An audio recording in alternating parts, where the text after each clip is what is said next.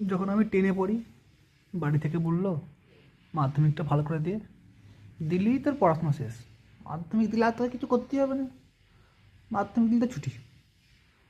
মাধ্যমিক দেওয়া হয়ে গেল। বললো উচ্চ মাধ্যমিকটা দে ভালো করে, উচ্চ মাধ্যমিক দিলেই তোর চাকরি। চাকরি তোর দেখা আছে, আমি চাকরি পড়ে আছে রাস্তায়, তোর জন্য আমার সেট করা আছে চাকরি। চাকরি একদম রেডি, উচ্চ মাধ্যমিক দিবি আর চাকরি জয়েন করবি। ঠিক আছে, উচ্চ মাধ্যমিক দিলাম, চাকরি পেলাম না, কেলা মারা। দিয়ে বললো বিএসসিটা কর, বিএসসি করলে চাকরি, বিএসসি করলে চাকরি 40-45টা পেয়ে যাবে চাই বিএসসিতে।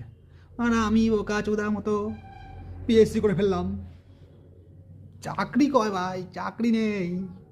দিয়ে বলছে এখন এমএসসিতে ভর্তি হও। এমএসসি করে নে, এমএসসি করলে আর তোকে পেছনে তাকাতেই হবে না। ভাই পেছনে কি তাকাবো ভাই, 28 বছর বয়স হয়ে গেল। হ্যাঁ, সামনে কবে তাকাবো? হ্যাঁ, এখনো বাম্পার টাকা খাচ্ছি, কবে চাকরি পাবো ভাই?